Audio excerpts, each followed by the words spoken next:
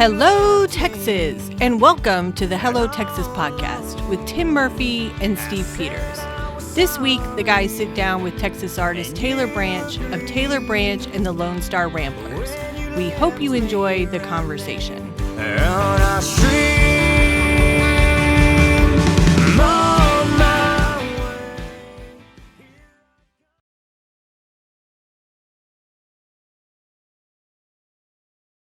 Ready? You ready? Whenever you are, baby. Hello, Texas. Hey! We're at the Backyard Bar Stage and Grill in Waco, Texas with our good friend, Taylor Branch. Glad to be here. Taylor Branch and the Lone Star Ramblers. Yes, sir. Yes, sir. So, how'd you get here? Where you been today? I bet he drove. Today, yeah. a lot of driving today. Doing some stuff, trying to get things in order in Dallas, kind of the northern area. Doing some stuff, getting things set up for this Kickstarter campaign, kind of working with some folks. And spent the day hanging out and seeing some folks, having a little food. And so I'll tell you, I've known who you are, and I haven't really just dug in a lot. Mm-hmm. I know the music. I know you're my style of music. I'm the rock and roll side of this thing, and I think you probably fit in. I call it honky tonk rock and roll. There you go. Yeah. And I dig that's kind of where I'm at with awesome. it. So your website says the best kept secret in Texas or Central Texas. Yeah. So how do we change that? How are you not the best kept secret? I don't know. That's been the ongoing thing forever is figuring out how to get to the next step. Chad Hill gave us that for the longest time. We went with the shittiest rock and roll band to ever play country music is what we went with. For okay, a long time. I go with that. And then I guess at some point we tried to do something a little bit more PC for some reason. Chad threw that out there. So really trying to take that next step. I mean, to me, it comes down to just playing shows, trying to get out there, play as much as we can. Working on trying to get this album put together, to me, is the big thing, obviously. So is that the driving force? What is it? Because, that was one of my questions. And because I got a whole list of questions here. And I based a lot of them off of your bio. Yeah. From the media pack. Mm-hmm. And then I ended up with your Kickstarter story, and I almost just threw all my questions away because that's where the story's at. Yeah. Is in the story on your Kickstarter page. That really told the story of who you are. And what's the driving force to not be the best, as Chad puts it? What's the driving force behind not being the best kept secret? Man, really the driving force. So I got 3 kids, 2 which, like my 2 oldest ones, the last one just turned 18, so I would technically be done with little kids. And for the longest time, this was going to be my retirement. I was just going to retire and play music. And then I met my lovely wife, and we have a new little one. So we started all the way over. And that's the lovely Melissa. Thank you so much. Beverages. Thank you, sweetheart.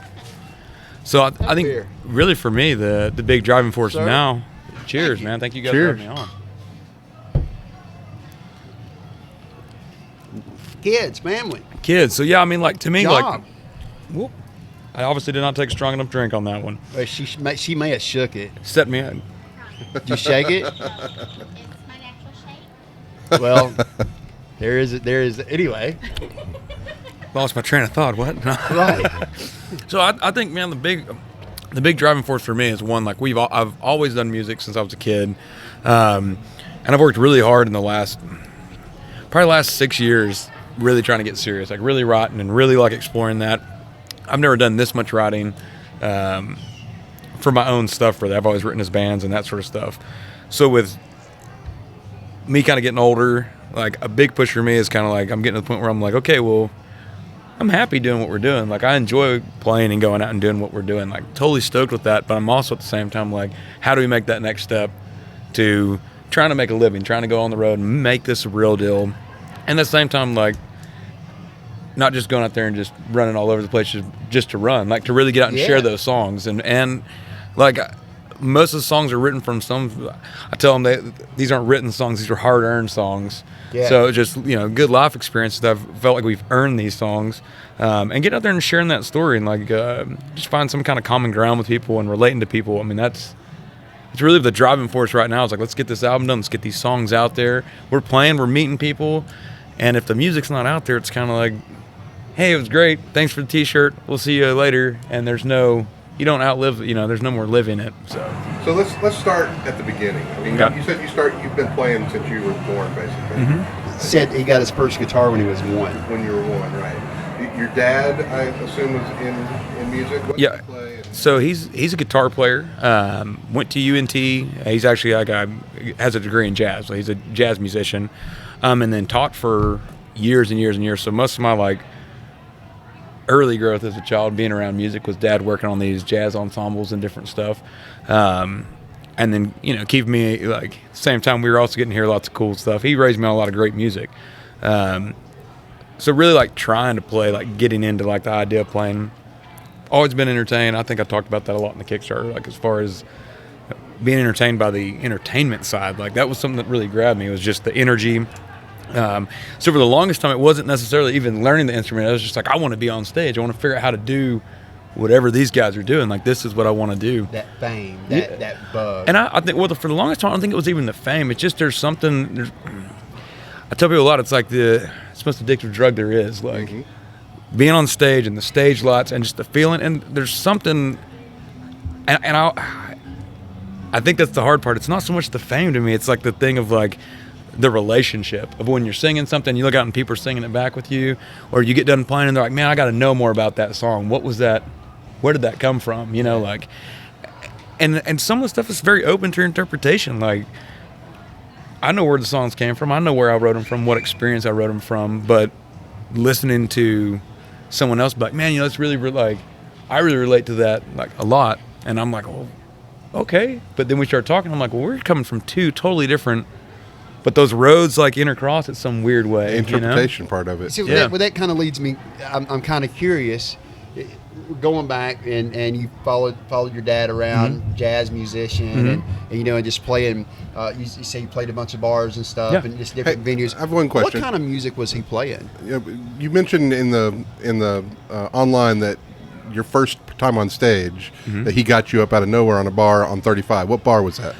Oh Lord, I need to ask him. I want to say it was Broken Spoke or something. It's literally almost across from if I remember right, from Las Casas or whatever, the restaurant, on the other side of 35 there. And I got on there and was trying to figure out, man, is it still there? I need to drive through Temple and actually look and see.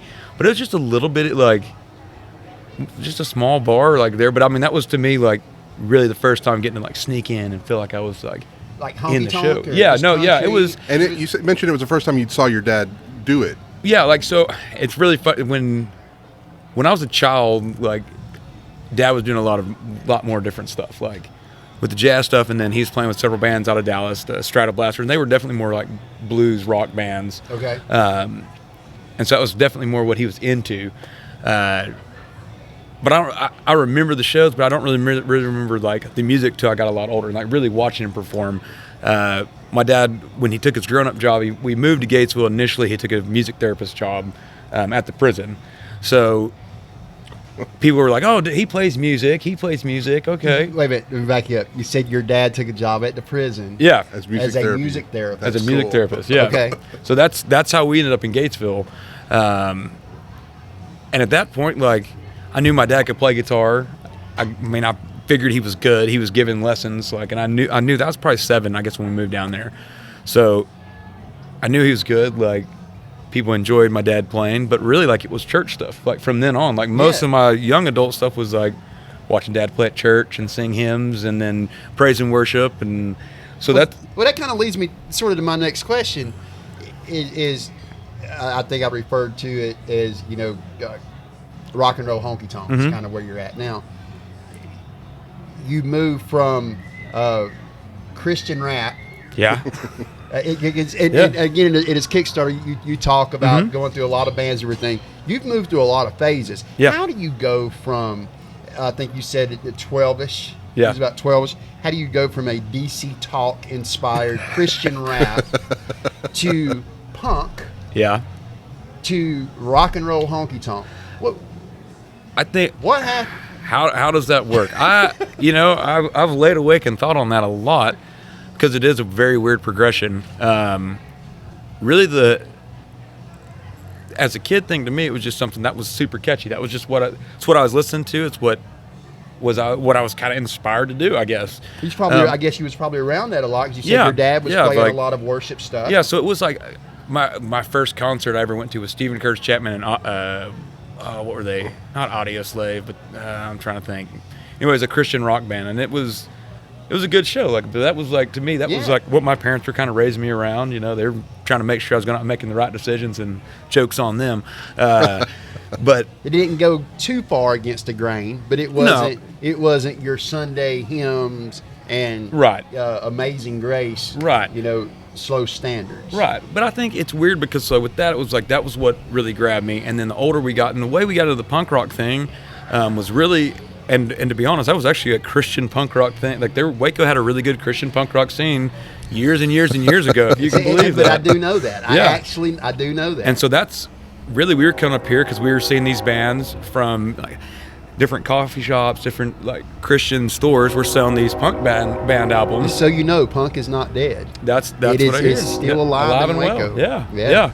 I know Chris Hunter. He's a good friend of mine. I know they're trying to kick some stuff back off down here, and I've seen that there is kind of a resurgence thing kind of happening in here, which is cool, Keep man. Waco Loud. Keep Waco Loud. That crew over there. Yeah, they do a good job of it too. Well, some of those guys, and again, I don't know how involved they are. John Watson, I know he ran Sound One Night at an acoustic thing I was doing here, and he was, I guess they had something to do with that event, and he started telling me about Keep Waco Loud, and I was like, oh man, that's really cool. And I know him and Chris were working on some stuff, doing some new music, and but those are all guys we used to play with down here all the time. That is crazy. But I think to me it was just and even with the punk rock thing, it was a lot of energy. A little bit of angst, maybe. There was that angst, but the other thing was like just not feeling like you fit. But then the big thing that really, to me, that kind of got me in it and hooked me in it was the unity. Like, it was just a bunch of kids, and it didn't matter how good the band was. You know, there'd be somebody, I got a guitar at a pawn shop today, and I started a band. I'm playing a show next week. Didn't know how to play it. Yeah, and everybody'd show up and support. Like, it was just that. It was that.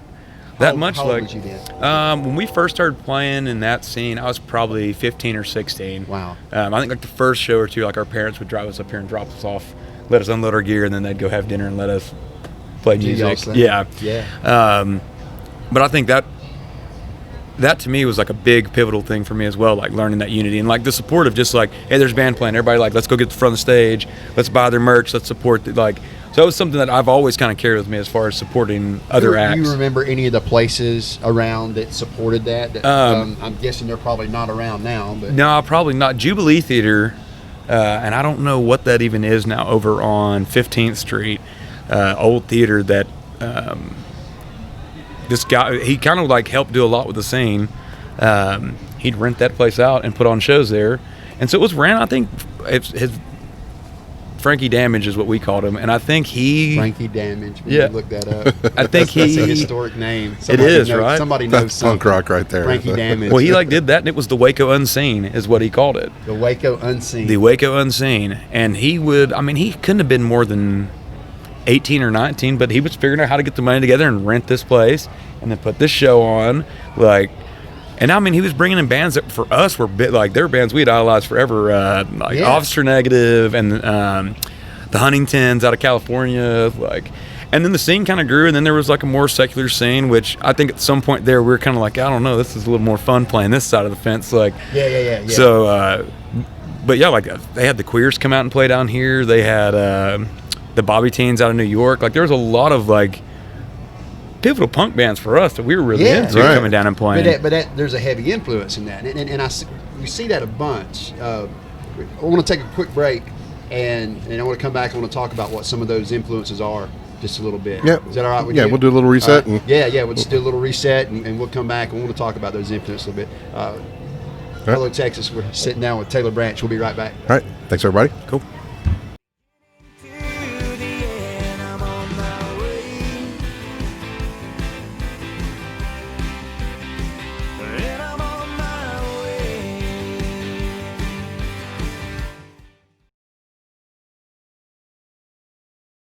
Hello, Texas. We're back here talking to Taylor Branch, Tim and I, here at the Backyard Bar, Stage and Grill in Waco, Texas. I need him to pay us some money for that.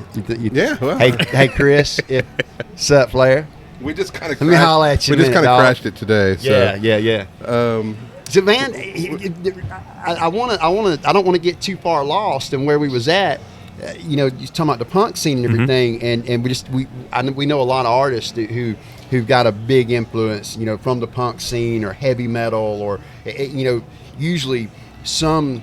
I know nobody likes saying genre, but it's usually some genre of music that is usually fairly far removed from what we know and love to be our beloved Texas country music. Absolutely, so, but you've got this pretty influential background.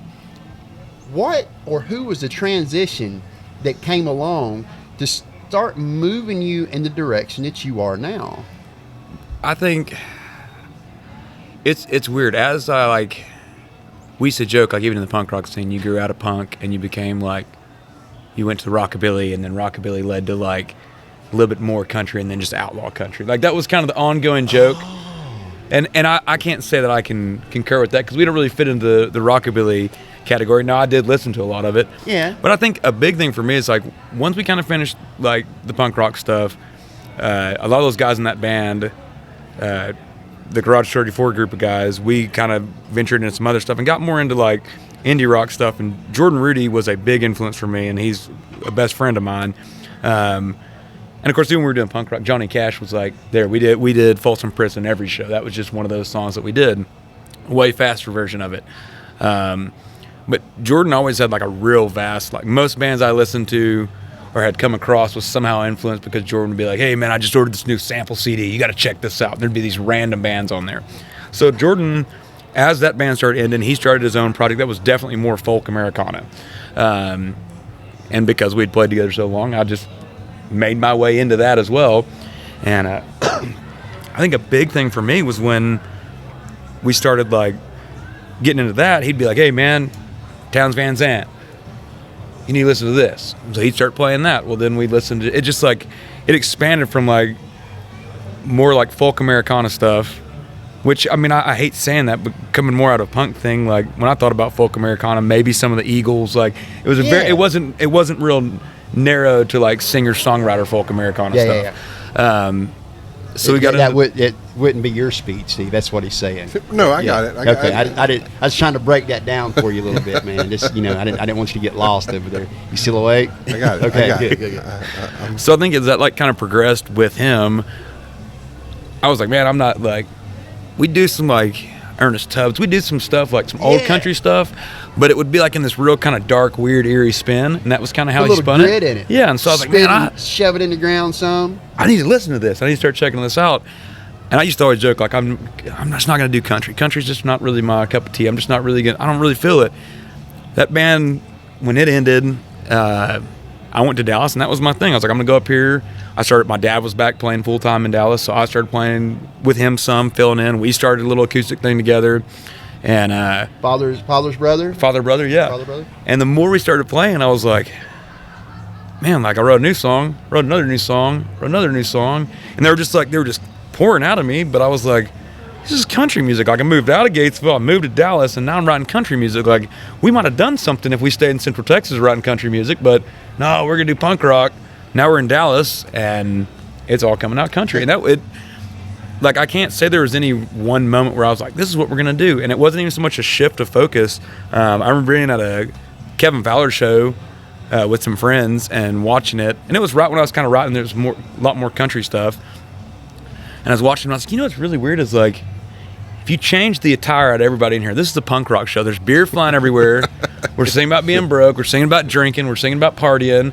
But you look around at the unity in the community, and I think that was really a good spark of that, where I was it's totally different genre, but the fans, again, it's a very united front. We're Texas, and people are, and it kind of built. I don't know, and I watched that, and I've told several people that I never thought about Texas country being punk rock, but it's kind of its own. I think Texas country's come back to you more than you've come to Texas country, as far as you're a punk rock performer singing Texas country themes with your songs. Yeah.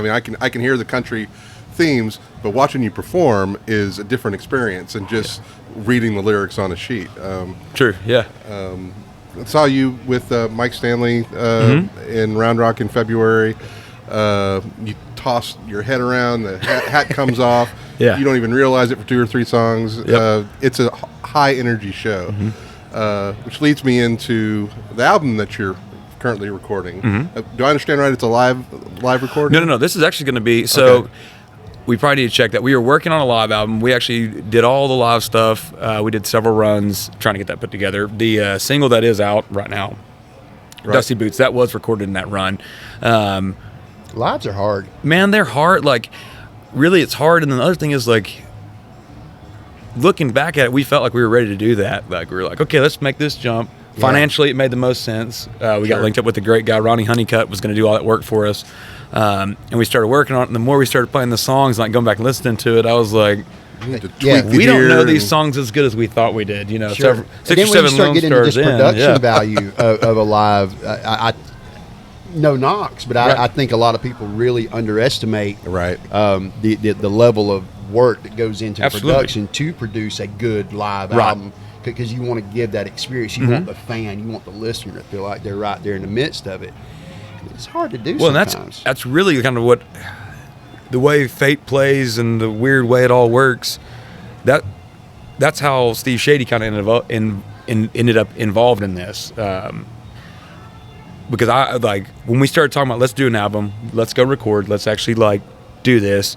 I was like, the hardest part is we have to figure out how to capture the energy of what we're doing live in the studio. And I was like, I have no freaking idea how to do this. Like, let's figure it out, but it's going to be like I know in my mind it's still going to be tricky. Like, I can be passionate about singing and I can get into what I'm doing, but it's the thing of like that relationship. Like I'm going to give it 110, but if I look down and people are singing with me or people are feeling it and they're doing what we're doing, I'm going to give you 120. Like, you know what I mean? There's going to be more coming out. That's just facts, dude. Yeah, that's just how it works. So we got linked up with him. He actually. The whole reason why we got linked up with him, Dad gave him guitar lessons back in the 80s. And Dad and him reconnected in recent years. And Dad and him got to talking. And he was like, well, man, what are you doing? He was like, man, you'll never believe this. I went to work for Perdinellis, like, as Willie's engineer like 25 years ago. Now he's, I guess, his head engineer at that studio. So that's what he does. That's his day job. And so he knows how to get the sound. Oh, yeah, he knows how to get the sound, no doubt. And he's worked with, he's done... You just got to bring the energy. Yeah. So he was like, I got ideas for that. We're going to make this work. And literally just a weird connection. He told Dad, or Dad told him that I was talking about possibly wanting to do an album. And we just connected. The more we talked, he was like, man, I'm totally down to do this. Like, let's set it up. So bringing us to right now, kind of where we're at now, you're not a new boy. This ain't your first rodeo. No. This ain't just some fat-headed dream. I'm going to be a big old star kind of thing. You're all in. You've made. It's funny. I think I gauge people a little bit differently than most people go. You know, you've made a lot of mistakes. Oh yeah. But you've tried a lot of stuff. Oh yeah.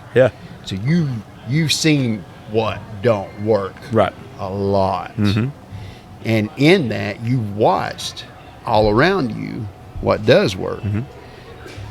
I'm getting the impression you're in. You've got the formula. You just need to support. We're gonna try. This ain't just some whim. You just woke up. No. A couple of weeks ago. No, I wish it was. If it was, I'd probably sleep a lot better at night right now. Yeah. Your wife and kids might too. So. Yeah, they but shout at them. They are my biggest support. Like, they're phenomenal. They're out sleeping in the car right now. Yeah. They're out sleeping in the car. It's a family affair. Oh yeah, like that's. Have they always been supportive? Was there ever that conversation like, we need to talk about this? And no, my wife, again, the weird world. Her dad, I didn't know she ever existed. We tease, like, I was hanging out with her dad, and her dad used to tour with my dad back in the 70s. So as we got older, we'd go to these bird hunts out in Whitney, and they'd go out and we'd dove hunt together. So I got to know Wade really well, and he never mentioned he had a really attractive daughter. And I told Dad one time, I was like, man, what's the deal? He never said. I'll back you up on that. I met your wife. I almost said your daughter. Yeah. I met your wife at Round Rock, and she's adorable. Yeah, she's a sweetheart. Calm down. No, she was not. She was. I thought she was just a big old fan. Yeah, she was and right she up front. is like that's what to me. That's kind of like the end of the day. It she really is. She's my first and foremost. And but being that I met Wade, and then me and him built kind of a relationship, and then I found I had an attractive daughter, and we hit it off. Like, and once we kind of hit it off, we were just kind of stuck together. Yeah. But she grew up with her dad doing the same thing and chasing that dream of like, let's see what happens. So she knows what that looks like. Yeah, she knows. So when we got really serious and we got married, of course at that point I was kind of like, we're going to step away from this for a minute. But she knows. Like, it's just, I think it's a very sad thing. I think a lot of people have different passions. It's always hard when your passion doesn't necessarily line up with something that you're going to make a whole lot of money doing.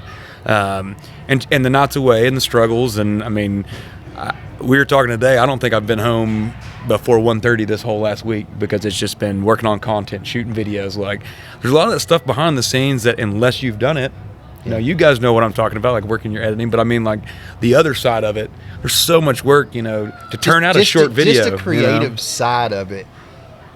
You can have this amazing idea, and you can get 1 million people on board with it. And then whenever it comes down to do the work, 1 million people immediately become 500,000. And then whenever you start realizing this idea, when you start breaking that down and you see, oh, there's all these other pieces, and you go, hey, I need some help. Yeah. 500,000 turns into, 3 or 4 people, period. Yeah. There it is. And so you're left trying to hold that together. Yeah, it is hard. I mean, I get that for sure. It is, but I think it's one of those things that I'm extremely blessed because it has been one of those things of like, it's not so much of like I'm losing people in the circle. It's like more and more people are stepping in. Like, it's gone from like, okay, things that I used to have to sit and focus on by myself, our guitar players showing up, our drummer showing up, our bass players like, what do we need to do? Like, all right, he's sitting in Gatesville right now waiting for shipment of lots to come in for the stage show on Saturday. Like, that's just what it's a band. It's a band affair. Like, everybody's got their stuff, and I'm very fortunate. When we brought this to the table, we know, like, one, it's a ungodly amount of money. But so you've got total buy-in from this isn't just your baby. This is the band. This is the band's and baby. you've been with these guys in the band for a while. Yeah, so some of them. Yeah, the kind of the core group, we brought one new guy in. The last group has been, I guess we're trying to figure that out. I guess it's probably a little over a year. And that's been like, they came in, we had already been playing kind of a little bit. They came in and we kind of shifted the focus, like, okay, like, hold on, we may have something here. Like, this is really working. Let's really buckle down. So it is, and I'm big on that. Like, we started talking about the recording. I was like, well, I don't want to bring in other musicians. I don't want to do studio musicians. Like, I want you guys to be as involved in this as I am. Like, I bring songs to the table. We all fill them out. They get written kind of together. Like, the lyrics a lot of times I'll bring, but there's stuff sometimes too where somebody's like, hey, you think about this? And it may spin something else. So, no, yeah, like there's 4 other guys in the group that are in the trench with us, and then our significant others are fighting with us on this deal. And we got a great group, and then we got a great fan group as well that are being supportive. It's just a hard thing because it is such a large number of money. And that's why we went with an all or nothing campaign, because to me, if we're not going to hit it, we can't, for lack of better words, I don't want to half-ass these songs. Like, I want to give these songs everything that they deserve, with marketing, with releasing, shooting the videos. Like, we're going to do it all the way. If it doesn't work, we're going to game plan. We'll go back to work. Like, we're going to take a week and catch our breath. Question. What's the plan if it doesn't happen? So I hate saying this because I was like, we're not going to come up with a plan B. Right. We're going plan A. Yeah, I'm glad you asked that because I didn't want to ask it. But you have to. I mean, like, I've told the guys this. Like, look, plan A is the only plan. We're going to figure out how to make this work. Like, end of the day, we're going to mow yards and wash cars. Like, we're going to make this work. But if not, I mean, in the back of my head, like, we also have to know, and that it is a terrifying thing. You know, we've had that conversation. Like, look, this doesn't work. It doesn't mean we did anything wrong. This just meant we shot for the moon, and not ever doing one of these. Like, this is the first time we've done a Kickstarter. I'm kind of like, we might as well shoot, like, to do it exactly the way we want to do it. Now, based on that, we can kind of gauge what the support was, and then go, okay, well, maybe we're going to roll back on a few songs, or maybe let's just go ahead and do a single. Let's figure out how we can make this work. We're paying out of pocket for the studio time. We start recording the week of Thanksgiving, so we're going to the studio before Kickstarter's done. We won't know if we're going to hit it or not. Let's talk about the Kickstarter. Yeah.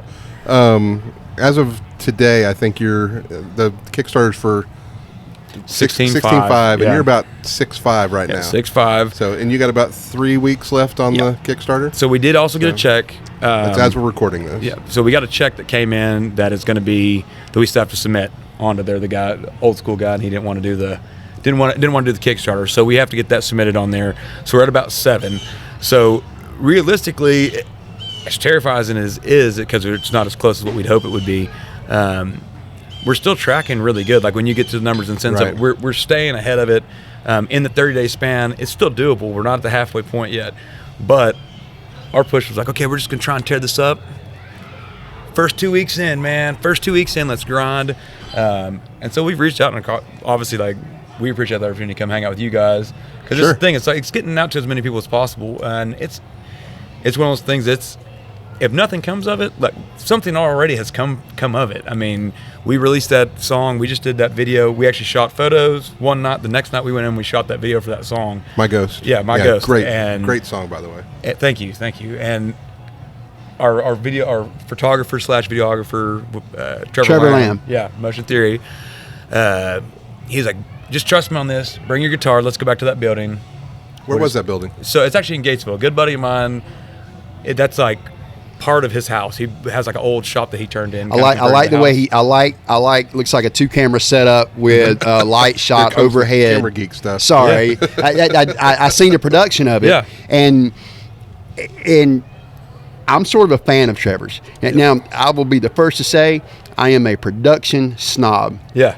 I'm not a fan of. I don't like his photography. I just don't. And I love him, and I'm saying that just because I haven't told him that in 6 months. I don't care. Yeah, exactly, and I love that. But there's a lot of people don't like mine. I don't always like Trevor's. There's a lot that he does that I do like, and I'm very open to tell people, man, I don't like everything you do. Yeah. So just so we know, Well, I'm not here to fangirl out over whatever. Right. The production of that, I thought just the simplicity of it.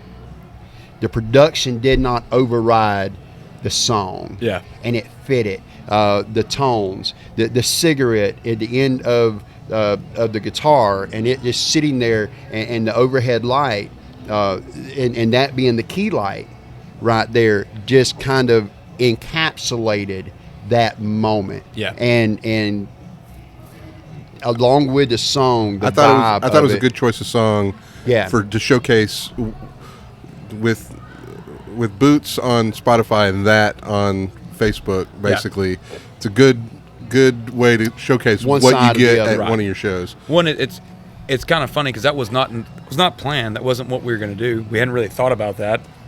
And Trevor, actually, we've been working with him for a year now. And actually, the first time he shot us was here. Came out and shot. Yep. And so I know he kind of dove in a year ago working on this and focusing on his stuff. So it worked really well because, I mean, everything was orchestrated by him. He was like, here's how I see it.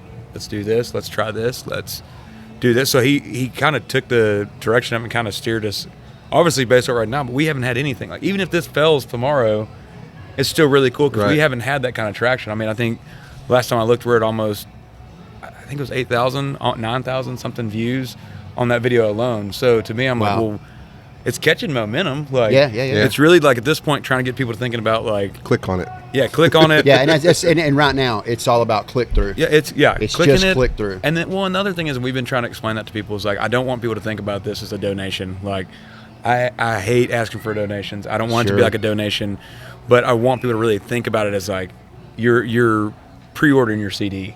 You're just buying your CD. Though if you go in and look at the rewards, we've tried to break it down to where, you know, if you want to get that link beforehand, you can get that. And we're going to link that as soon as that's done, as soon as the mixing and mastering is done, we're going to put that out. So it could be 2 months, it could be 3 months before the album actually comes out. Sure. So, but it is an investment. It's an investment. Sure. It's an investment. And you know, that leads me to a couple other questions. Well, let's take a break. Let's take a break. We're here with Taylor Branch. We'll wrap it up and talk about some of the songs and the album and whatever else we come up with. Yeah. So we'll be right back.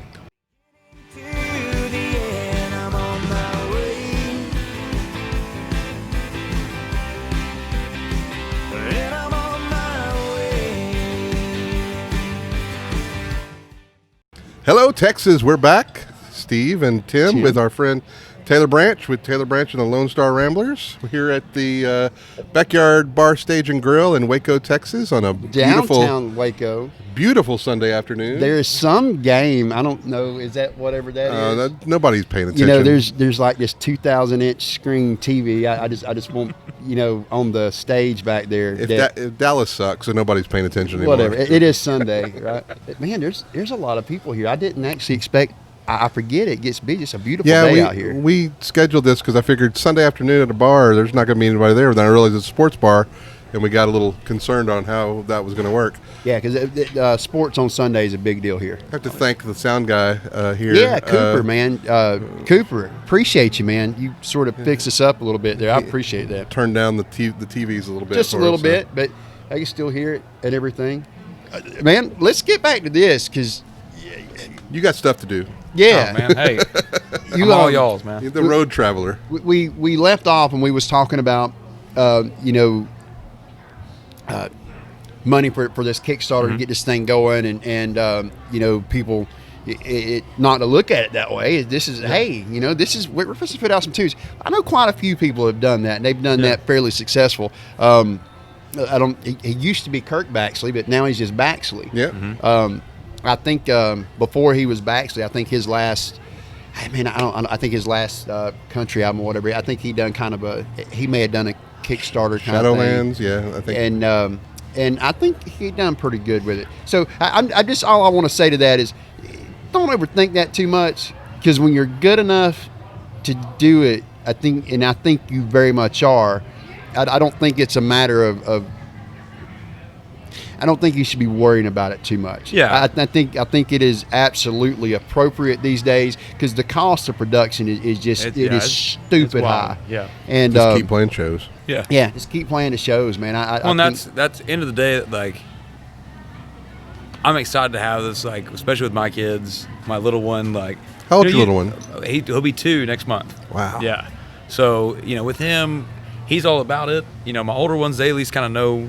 They've grown up with me doing a lot of different music. Yeah. So, but it's always nice when you can actually kind of put that on an album, where you can put that out there. Where, who knows? We're not promised the next day. It'd be nice to have that, so my kids can go back and listen. Oh, listen, Dad writing a song, doing his stuff, and a lot of these songs, in some weird way, tie to my kids and tie to kind of life in general. So I think, funny enough. Yeah. We're trying to deliver food that we didn't order. I'm like, no, not here.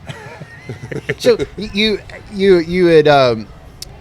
said in a story that you remember watching your dad on stage and just thinking that was the coolest thing in the world, being at some venue with friends or something other, and that feeling of, that's my old man up there, and that just being just the coolest feeling in the world, and just that sense of pride. That's my dad. Yeah. Do you sense that your kids get that feeling from you? I hope so. Have they ever expressed that to you? That may be something. Do they play? I mean, your older ones play? So no, my older ones don't. My daughter, there are some videos floating around of her singing with me on some stuff. Really? She does sing. My son is obviously, he could play guitar. It's just that I think that's just not what he's feeling. I cracked up one day. He said something about, "Hey, can I play your guitar?" I said, "Yeah, that's fine." I came back and YouTube, thank you, YouTube. Like, so learning songs nowadays is something completely different than what we did years ago. And I came in and he was sitting there and he was playing Tennessee Whiskey and, like, doing a pretty good job. And I was like, well, what? I was sitting here watching YouTube and figured it out. And I was like, this is not what it's worth. You didn't have it the hard way, kids. 3 years to figure that out. Yeah. So, I mean, it's but they're musically inclined, and neither one of them have really seemed to be like that's their thing. The youngest one, of course, at 2, what do you can you really? Drummer. He's got a drum set, and he beats the fire out of his drum set. All 2-year-olds are drummers. Oh yeah, and like anywhere we go though, like he, Alan Green, we made friends with him. He was drumming for Powell Brothers a couple weeks back, and he tossed him some sticks like side stage. We were standing side stage watching him. Hudson was losing it, man. He didn't want no desire. He was not about standing with everybody else. He wanted to be side stage. And he just sat and just cued with him, and he sat back there. There's a video, I think, on one of the social platforms, and he sat and he drummed the entire time. So Alan threw in some sticks. He seems to really be into it right now. But again, 2 years old, I mean, but what are you going to do? You got your first guitar, one? Yeah. And it kind of stuck around a little bit. Yeah, a little bit, a long time. So let's talk more about the album. Yeah. We were talking about My Ghost being a good, I guess, a lower key song compared to Boots. Let's talk about the songs you got on the album. How you came to the. So there's one that's actually still kind of up in the air. We're trying to decide, like, it's down to two. There's two songs, and like literally we're supposed to meet on that tomorrow and decide which one of those two, because we've worked both those up to the point where we're like, both these songs are studio ready. Which one's it going to be? Which one fits the flow better? Because that's a big deal. It is. Yeah. It really is. Like, and the other thing is like figuring out that balance. Like, okay, do these songs, you want it all be the same where it flows and it feels right, but at the same time you're like, okay, but we don't want it to be like, there's nothing worse than hitting play on an album and feeling like one continuous song. You know what I mean? Where it's kind of like nothing really changed. That was real one note for me. So we want to kind of put a lot of different stuff on there, and so we've tried to kind of think about it a lot of different directions. A lot of the songs that we have, or the songs that are going to be on there, are songs we are doing live. So some of them have just got debuted the last little bit. We've kind of went ahead and put them out there. Which was a real against what we were supposed to do back in the day. You know, you're supposed to hold your songs, you don't release them. But to me, like at the same time, how are you going to know how they're going to perform? Like, you write a great song, and to me, that's like that burning in my soul. We do a song, we rehearse it, and all of a sudden we're like, man, okay, we got 2 weeks to the next date. We want to debut this song, and we're going to grind on it till it's ready. So we're actually, this album's only going to consist of 6 songs. We're only doing 6 this first run, just from past experience as far as talking to different people. They were like, at this point in time, do 6, and then once you get that out there, you can start doing singles. And we looked at doing the single way because that's really kind of what the music industry now seems to be pushing. Yeah, it seems to be kind of the formula. We see that a bunch. One at a time. Yeah, one at a time, space them out. The hard part is for us, and we looked, one of the management companies we were talking to, that's what was something that they really did encourage. Yeah. And the hard part is deep down in my mind, I was like, I agree with it. I think it's right. The hard part for us is that because we only have such few songs out right now, it's not, if you listen to Dusty Boots, although it's a great recording, it's a sample of what you see live. Like, music is really like, and I hate saying that now, especially with COVID. Shows are starting to come back, but it's they may be shutting back down. Yeah, 150 cases in McLennan It's a roller County. coaster, and if you're just looking at the low parts, you're not getting those high parts. And you have to. So to me, like now, it's like you have to think about it even more as far as like the music is really what's going to keep that longevity. Go out and play, but they got to be able to pull it up and stream it nowadays, and that's kind of the hard part of it. It's all about what's out there. It's. How do you feel? How do you feel about streaming? How do you feel about Spotify's third to a half of a penny per stream? What's your thoughts on that? Man, I go back and forth. Years and years and years ago, back in punk rock days, I read an article that Trent Reznor had written, and he was talking about getting your music out. And he said, here's the deal. You can sell your music, and you can have 100 people buy that CD. Or you can go to every big show and you can give your music away. And it's going to mean more to those people who get that music because you're broadening what's accessible to people who might be interested in that.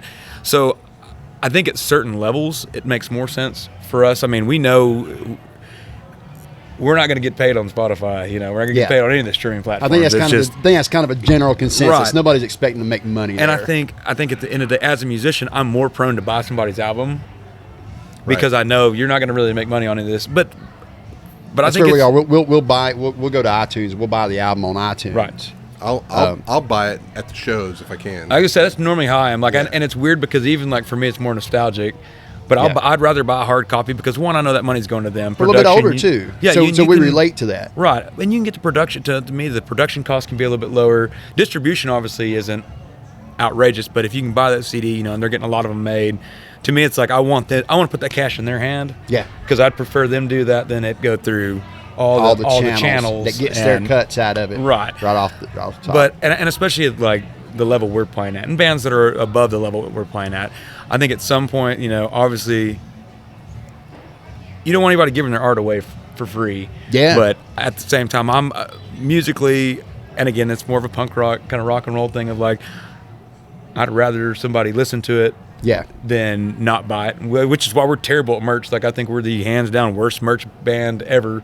Like, if it can self-contain, if somebody walks, I shouldn't publicize that, but I think your merch is great. Well, no, I'm just saying, like, as far as like when they come up, it like, and making money on it. yeah, like to me, I'd rather somebody comes up there. I want them to wear that shirt away. Like, And I'm it's gonna crazy work with because them. Like, now is the time to give away the stickers. Now is the time to give away that disc. Now is the time, and the hardest part about that is it is the worst time at the same time. You got to pay because for it. you are paying for that, and there is zero. Man, you give away one shirt, just eat up the profit for the last 6. yeah. And listen, man, you can spend 3 days calling every merch maker around, for that 2 cents difference between whether you buy 70 shirts or 700 shirts. Right. Or you just pick somebody. Yeah. Pecos McCool, and just get the shirts made. He's actually doing all of our artwork for this album. Man, so not to toot another artist's horn, but I know about him through Mike Stanley. I know that loser. I mean, that guy a little bit.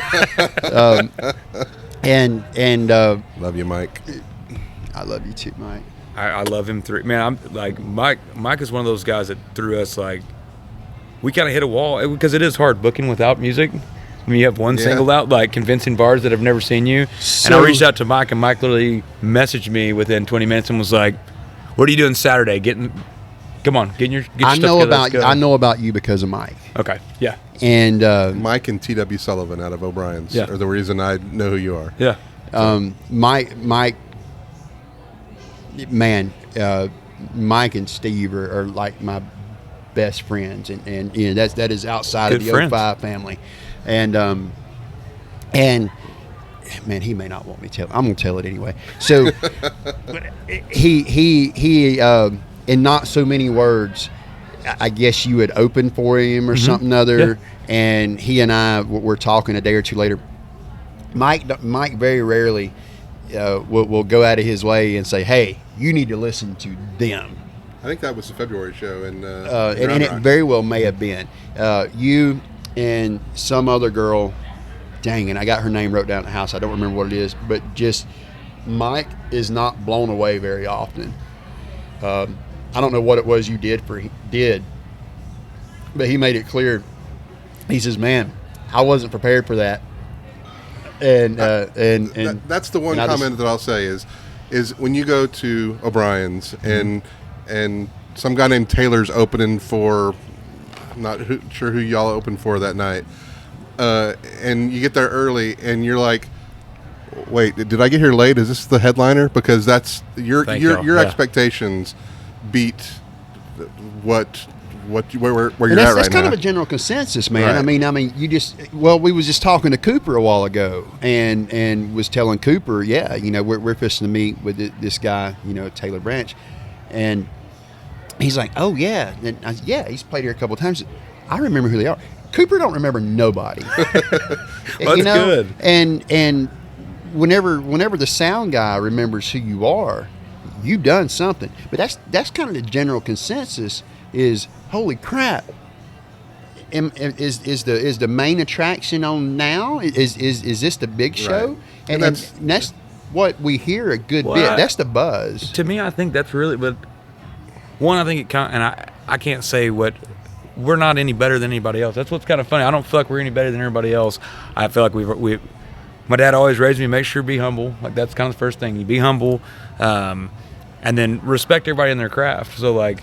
We try and make friends with every sound guy we ever work with because that's what you do. Like, you don't disrespect those guys. Those guys, it's their stage, it's their show. You leave it on the stage. Yeah. You take it to the stage, you put it all there. 100%. And we've heard that before. And there's only a couple of, man, I know everybody hates hearing this scene. There's only a couple of bands. And I ain't fishing to go into naming them because that turns into a whole nother... Well, you name this one and not that one. There's only a couple of them I know that I've seen. It didn't matter if there was 100 people or 20 people or if there was 5,000 people. Yeah. It was the show just knocked your socks off. I put you in that. And that is what, man, I'm feeling bad because I've missed the last show here with you, and just shame on me. I'm lazy sometimes. Well, we got some big ones coming up. You'll have to come out. We'll come see what's going on. Happen. Yeah, because it's a different show. And I tell people that a lot. Like we are a high energy band.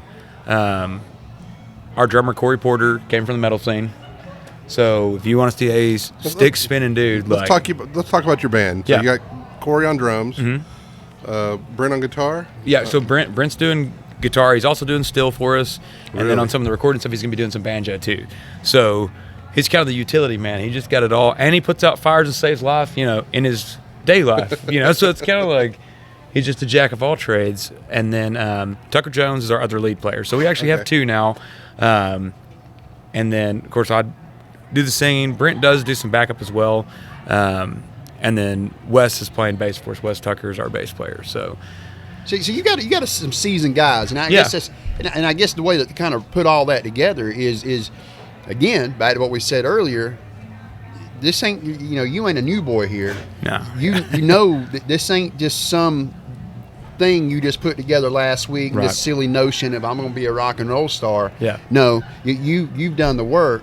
So I guess I kind of want to emphasize that a little bit. Whenever again talking about that number to push it, that all or nothing thing.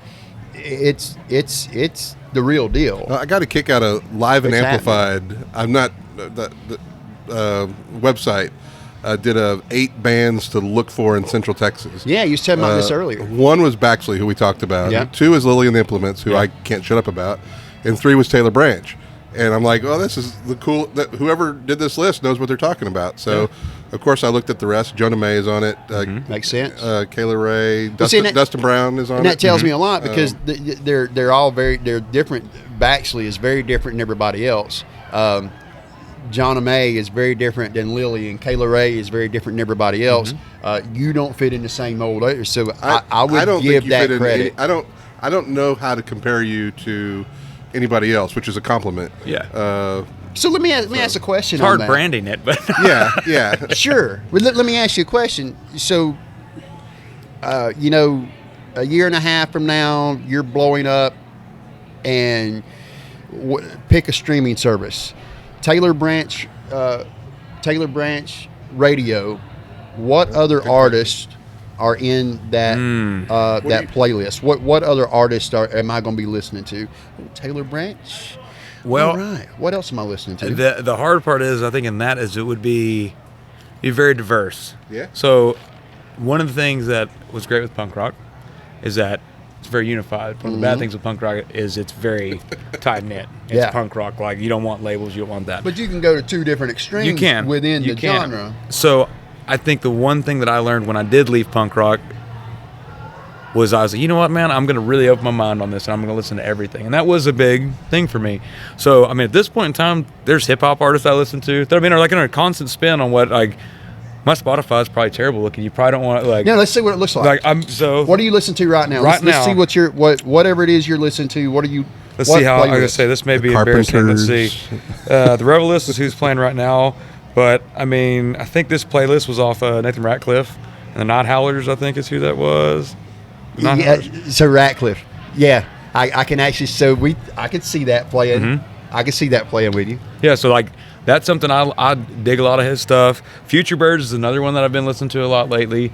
But then I'll jump around, like Post Malone. He's got some stuff that I really like. It's just hooky. Like, it's just got a hook. It just kind of grabs me.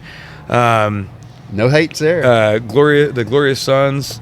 I don't know if y'all are familiar with them. Like, that's, if you like, you're talking about honky tonk rock and roll.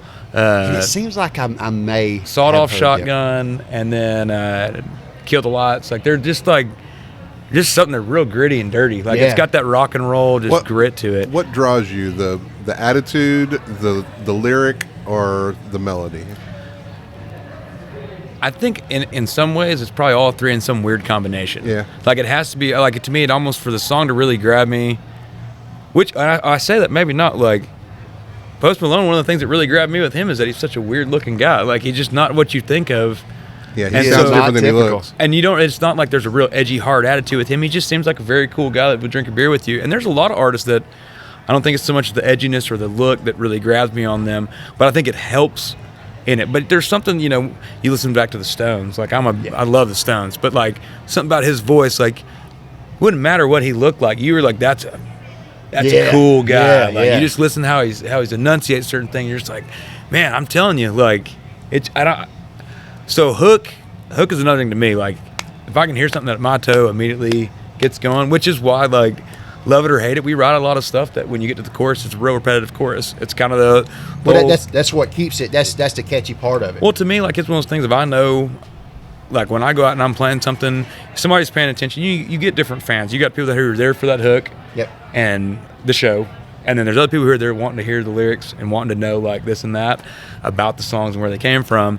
But to me, like, if there's one part of that song that grabs you, there's something really cool to me. And can you sing along? Yeah, to it grabs you immediately. We do a song that's going to be on the album, which this is kind of the first time we even talked about what's even going on the album, Back Roads and Cigarette Smokes. And that's literally, it's a live song, but it's just got, it's the first time we did, I said, man, and the way it all came about was I was like, man, you know, I've got this in my head, and it just kind of built into something, but it works so well. And it's something that if you've never heard the song, you can sing along. I mean, like that, you can get into the song and you get it. But it's got a Black Crowes feel, like, and then we give a nod to 6 Market Boulevard in the song. Like, there's just a lot of, I don't know. I've rabbit trailed off. You know, don't get me. No. Don't get me talking. Because I'll be going back. Whenever I go back and listen to this, I'll be making notes and everything. I was on the fence. Do I bring a pen? Because he's probably going to say no. I'll go back and listen because there's some of those I've not heard of. Then there's other ones. Having what I've listened to so far, I can very much. I can see all of those artists that I am familiar with. I can hear 6 Market being on your radio station. I can hear. I can hear Stones on it. I can very much. I can hear all those influences, but that's the rockin' stuff. 6 Market on your radio station, but you're probably friends with Clayton. If I yeah. That's just cool to me. Clayton threw me like again, like that's. He's all right. I wouldn't be. I'd still be doing what we're doing. I always hate saying that. Like, I would still be doing what we're doing. We just may not be doing it at the level that we're doing it. But I've been very blessed because it's one of those deals, and I feel like that's the thing. If you stay humble and you just do your music, and it doesn't matter whether it's opening or supporting, you go out and you make friends and you share your story. You support know, each other. Yeah, if you're writing songs that really are from your heart, and you're not just writing like, we got to do a song about drinking beer. Yeah. You know, you got to sing about what you're knowing and where you're coming from. People relate to that, and I think it grabs people. So it's not all drinking beer and just raising hell. No. I mean, that's, you know, a lot of part it. Of but it. Yeah. That's not all. That's why I'm so drawn to the genre, not because it's country or rock or anything, because you're singing about what you know and where you came from and your experiences, and it's not just music for a formula. You're not playing for the teenager just to have a song to listen to. You're singing your life on stage, and that's what draws me to this kind of music. I think to me, really, when I got into to more of the Texas country side, it was just because it's so undefined. Right. You know what I mean? Like, it's really weird. Like, you have bands like Whiskey Myers, but then you listen to like Turnpike Troubadours and two ends of the spectrum. Yes, so different, but they can do shows together. You know what I mean? Like, people can enjoy both of those. So to me, it's because the diversity. It's like an ever evolving style of music. You was here with the Powell Brothers, right? No, I wasn't here. No, I was with Powell Brothers. But you played with them. You've been on bills with them, right? I've actually we've never played with Powell Brothers. I wish, man. We got to see them live in Gatesville a couple weeks back. But I met them a couple weeks ago. Phenomenal. Really good. Yeah, well, yeah. That's what to say. And fingers crossed if you're listening, maybe you can give us a call. You know, they played. They're good They played guys. Sheps on Friday during lunch. I wasn't able to go, but I mean that's a good lunchtime serenade right there. Oh yeah. So I probably wouldn't always think to put y'all together, but I think they would still work together. There's a rock vibe in there. I've got just a couple more questions. We need to take one more real quick break, and we'll come back and we'll wrap this thing up. We're sitting here with Taylor Branch, and we'll be right back.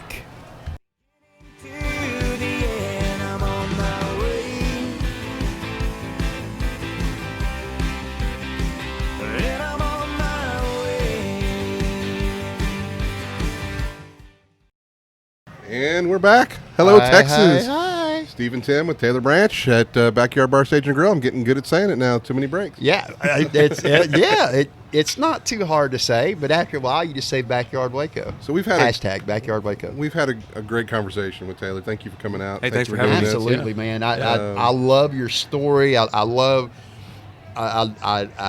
dig the music. You're, like I said, you're my cup, and I love the story. I love where it's come from. I dig the vibe.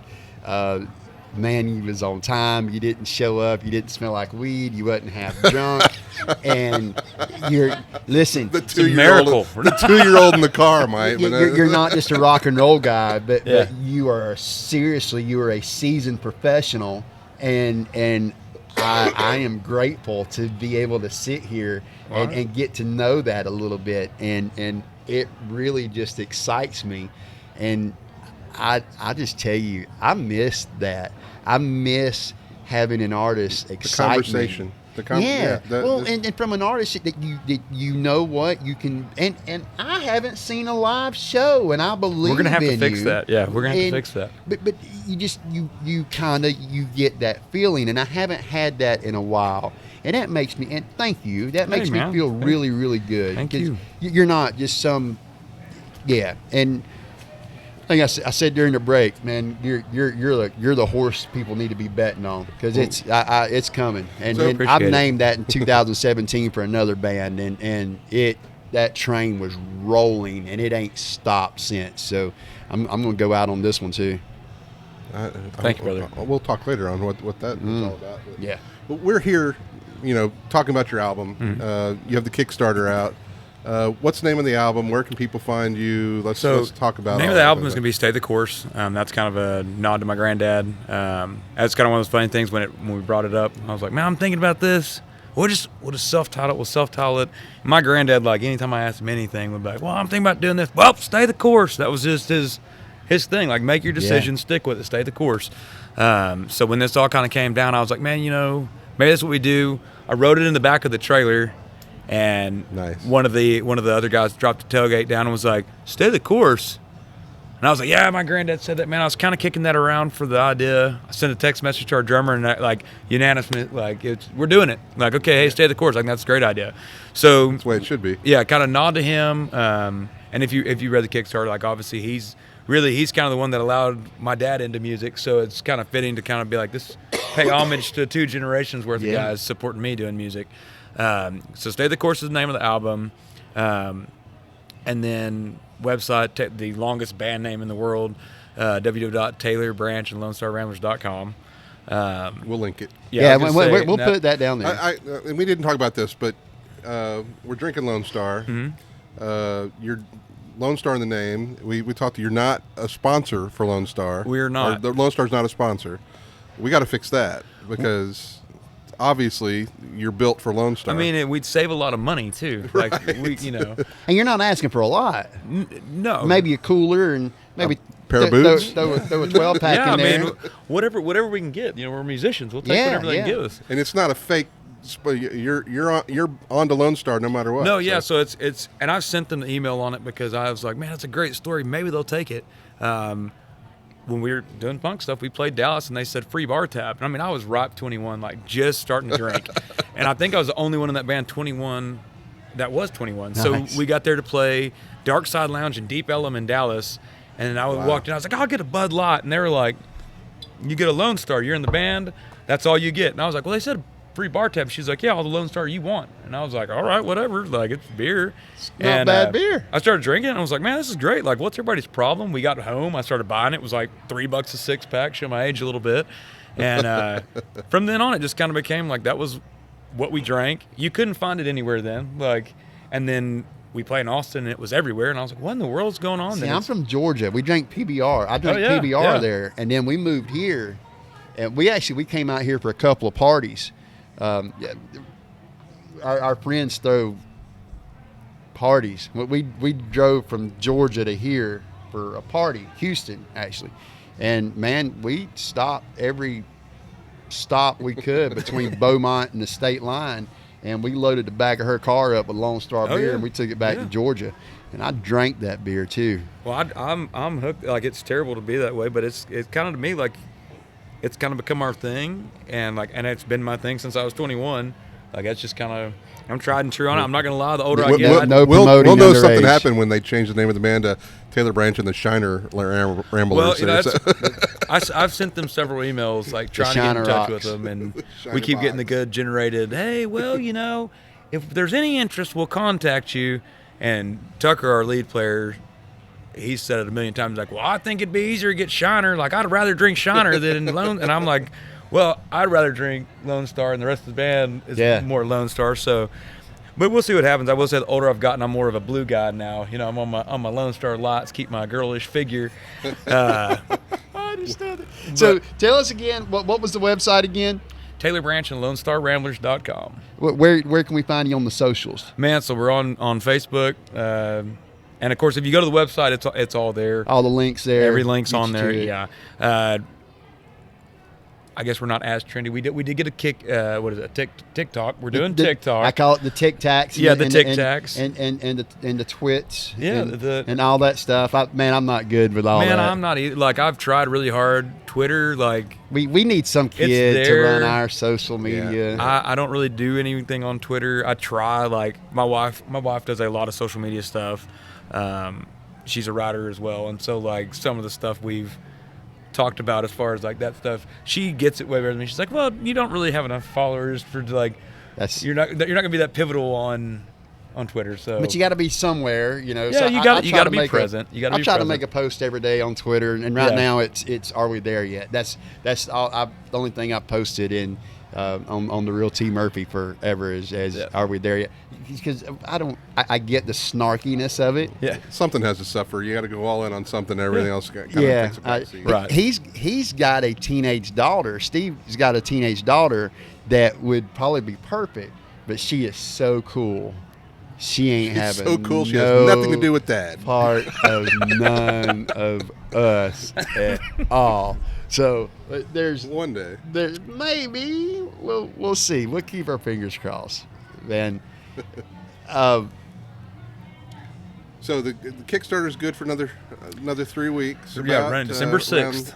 December 6th as our last one. We need a big push. Between now and then. And we'll see how it goes. We've had a lot of people kind of come out and do some really cool stuff. The show we're playing next weekend is to raise money for that. So that would be that should be a good fundraiser. And then another great group of people there in Gatesville are throwing together like a cornhole tournament that they're doing on the 28th. Nice. And so that it's cool because growing up in Gatesville. Gatesville's been home. I wasn't born there, but that's home.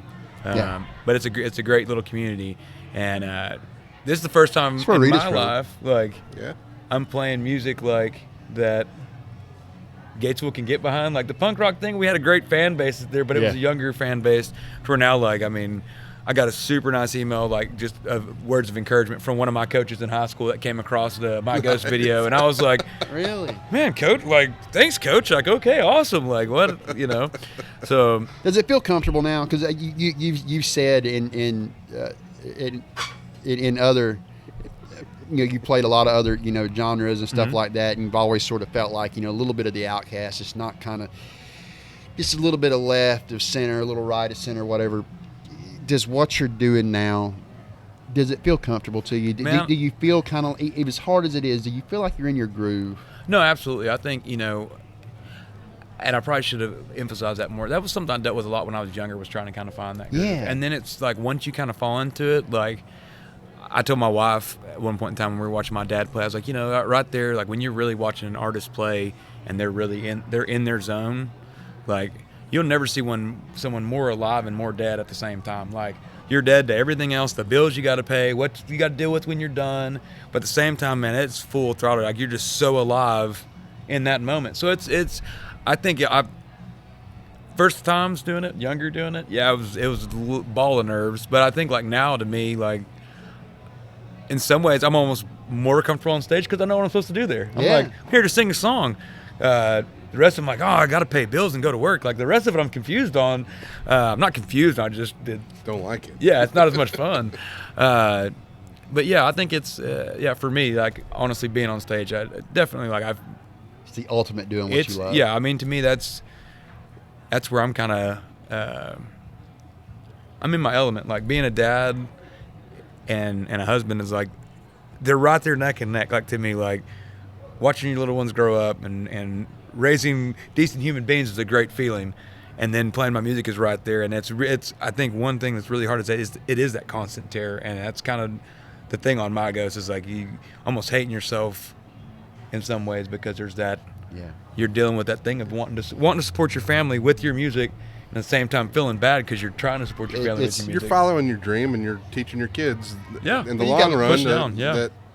To do what makes you happy. I mean, That's one of the cool things you said. You asked that earlier, and I kind of skipped over saying anything. My son, like, they're both very supportive, but my son knows, like, here's the last little bit. This has been a hard push. Like, he knows, like, okay, Dad's really trying to make something go, and he sent me a really great message. He'll probably be embarrassed that I'm saying this, but sent me a message where he was just like, hey, I'm proud of you, which is cool to have that feeling of, like, your kid telling you, hey, Pops, I'm proud of you, man. Like, that is cool. So it is it's a cool thing. So, but it's also kind of reassuring to me, like, okay, this is it. Like, so all or nothing. He needs to donate to the Kickstarter too. Then, if he really loves you. Yeah, or just mow the yard. I mean, I'll settle with it with mowing the yard. Somebody, hey, get that grass cut, man. Yeah. Come on, hook the old man up. It's all good. We'll wrap it up. We've been here for a little while now, and thanks so much, Taylor. Man, thank you guys. I appreciate it.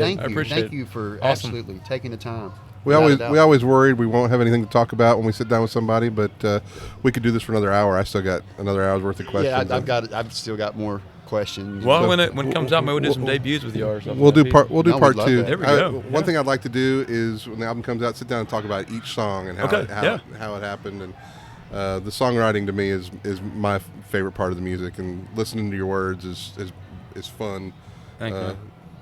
Live and looking forward to getting my hands on the music. So sweet. And I appreciate that, but just keep rocking. Yeah, hey man. Yeah, I don't know what else to do. Because I want to be out in the crowd singing along. I want to know what the words are, but I'll let Steve get to the deep stuff. So the deep stuff. Well, yeah, the good whatever. However that works. I don't know. We just appreciate it. I'm done. Thank you very much. Thank you guys. Yeah, appreciate it. So for Taylor, Tim, and Steve, and Melissa in the background back here running the cameras. Bye, Texas. Bye, Texas.